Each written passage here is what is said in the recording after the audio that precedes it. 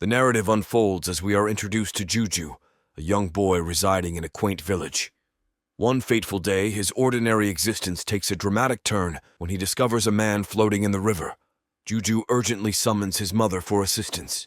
To their shock, the man bears the wounds of gunshots, prompting the compassionate villagers to come together and administer makeshift first aid, transforming him into a mummy-like figure. Despite their efforts, the mysterious man remains unconscious for an extended period.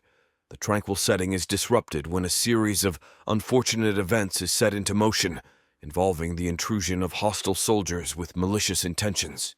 In the face of heartless oppression, a ruthless dictator descended upon the village, threatening harm to all, including women and children. In this dire moment, an elderly man sought solace in prayer, beseeching a statue of God for a miracle to safeguard their community. Miraculously, the enigmatic mummy-like man, still shrouded in bandages, stirred to life and valiantly shielded the village from the marauding soldiers. Gratitude overflowed, and the villagers hailed him as a messiah, a divine hero.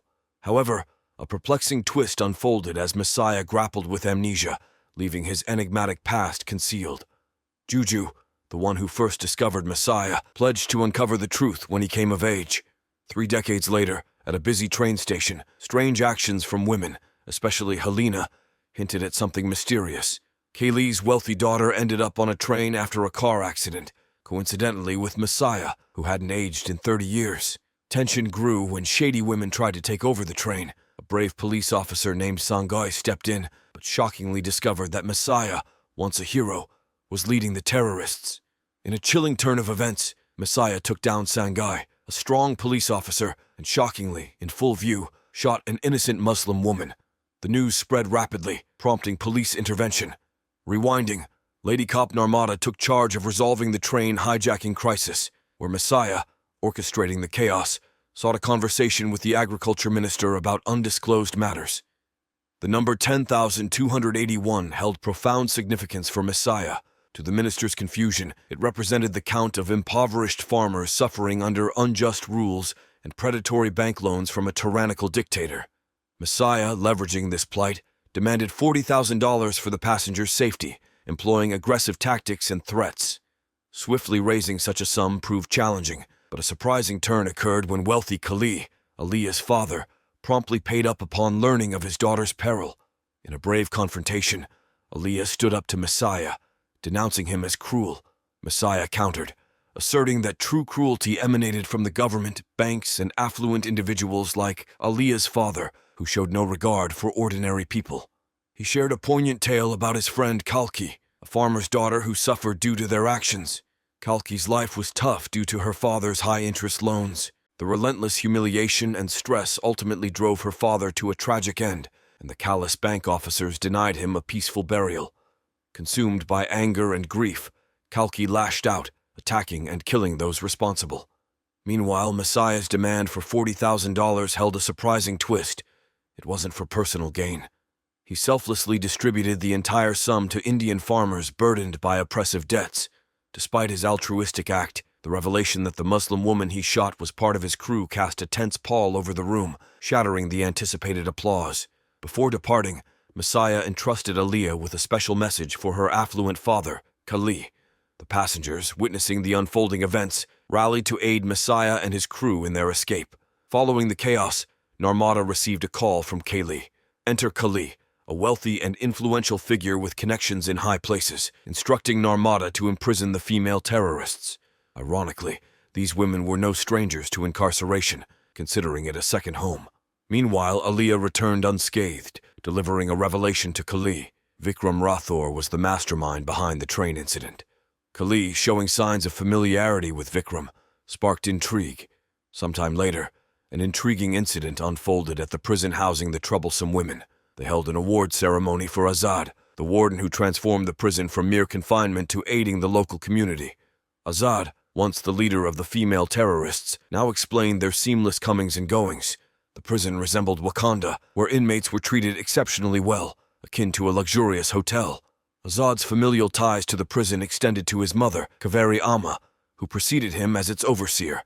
To clarify, Azad and Vikram Rathore were distinct from Messiah, explaining the latter's unchanging appearance over 3 decades. Azad, who had been single for a considerable time, began receiving subtle nudges from his mom about getting married. Consequently, he was introduced to a woman with a child named Suji. Before things moved forward, Suji wanted to make sure Azad was right for her mom. Suji pulled a prank to bring Azad to her school. While the health minister made big promises to better hospitals, Azad and his friends were up to their mischief. The minister bravely invited doubters to shoot him to prove his sincerity, but someone actually did it. Azad and his crew arranged the shooting to reveal the minister's dishonesty. They pretended to rush him to a rundown hospital he promised to fix, but they couldn't save him in the end. Surprisingly, this wild incident was broadcast on TV and spread everywhere. Azad was portraying himself as Vikram Rathore, and along with his group, they had a significant request for Kaylee. They aimed for all hospitals across India to be equipped with top-notch facilities and care, comparable to sophisticated international standards. Before pursuing this noble cause, Azad executed another plan involving George, who confessed to wrongdoing on camera. Amidst this chaos, one of the individuals accompanying Azad was Dr. Iram. Prior to this tumultuous turn of events, she was a dedicated doctor who consistently prioritized her patients' well-being. On one occasion, Dr. Iram found herself tending to a group of sick children afflicted with conditions resembling brain inflammation. Despite Iram's efforts to seek assistance from her boss, George, he callously disregarded the issue, leaving the hospital without the necessary supplies. Dr. Iram went above and beyond, pleading with an oxygen supplier to no avail. Tragically, despite her efforts, some children couldn't be saved. Adding to the heartbreak, George and other influential figures shifted the blame onto Iram, falsely accusing her of negligence. Stripped of her doctor title, she was unjustly sentenced to life in jail. In a dramatic turn, George confessed his misdeeds on camera. Meanwhile, Narmada, the cop, closed in on Azad and his crew. Narmada, despite their clever escape, discovered a mask and some of Azad's hair.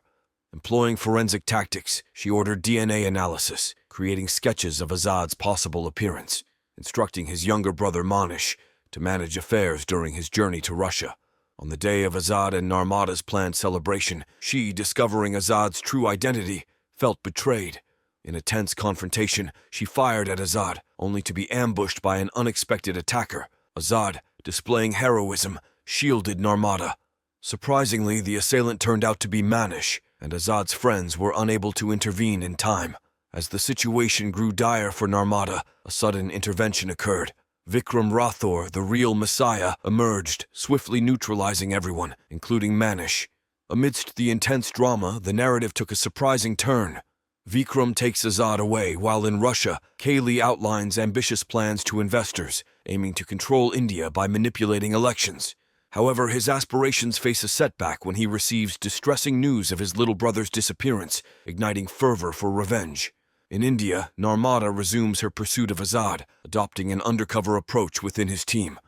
The revelation unfolds about Vikram and Ad. In the past, Vikram, a Marine, lived a contented life with his wife, Aishwarya. On a festival day, he was called back into action as rebels had taken Indian citizens hostage. Facing weapon malfunctions, Vikram's team struggled until a friend managed to secure a weapon from the adversaries, altering the course of the mission. Vikram's heroic actions during the hostage crisis saved the day, but his self-sacrifice marked a tragic turn. Hailed as a hero and awarded a medal, Vikram highlighted the weapon failure during the rescue, drawing attention to the supplier, Kaylee. This encounter marked the first meeting between Vikram and Kaylee. Kaylee faced severe consequences for supplying faulty weapons, leading to the cessation of his arms business. Driven by frustration with Vikram, Kaylee and his gang sought vengeance. They ambushed Vikram at his home, subjected him to brutality, shot him, and tossed him from a plane, presuming him dead. However, a resilient kid named Juju discovered Vikram and saved him. In the aftermath, Kaylee's corrupt cop attempted to silence Vikram's wife, Aishwarya, through bribery. Unyielding, she exposed the cop, landing herself in court and facing a death sentence. Mean-spirited and mocked, Aishwarya faced execution until they discovered her pregnancy. Indian laws delayed her execution until her son Azad turned 5. Azad spent his early years in prison with his mother. Before her execution, Aishwarya urged him to stand for justice like his father, Vikram. Kaveri Amma, the head warden, cared for Azad like her own son. Narmada, moved by the story, couldn't hold back tears. Meanwhile, Odd found himself in a difficult situation, but Vikram arrived to rescue him, aided by Sangai, who was revealed to be Juju, the child who had previously saved Vikram. Juju had upheld his promise to the man who had once rescued his village. Attempting to gather Vikram's former crew, Juju encountered a twist. Vikram had lost his memory and failed to recognize Azad, his own son. It was an emotional moment for Azad, witnessing his biological father without being recognized by him. Things got more serious for Narmada when her colleague Irani turned out to be working for the bad guy, Kali. Irani's bravery exposed the betrayal, leading to an attempt to take Suji hostage. Azad stepped in to protect Narmada, and Vikram rescued Suji, who now believed Vikram was his dad. Azad confronted Irani and took control of the situation in the prison. Despite Narmada being safe, one of Azad's friends got hurt while protecting her. Narmada teamed up with Azad for their next plan. As election time approached, Azad hatched a daring scheme to manipulate results, nearly succeeding until Kali dispatched his top enforcers, Murid and Sanjay, to corner Vikram, threatening Azad's grand plan. Despite a minor hiccup in the plan reaching TV, Azad revealed his true identity, making demands to shut down a polluting factory and urging people to vote with their hearts. As he hoped for a change in mindset, Kali barged in while Azad held Vikram hostage.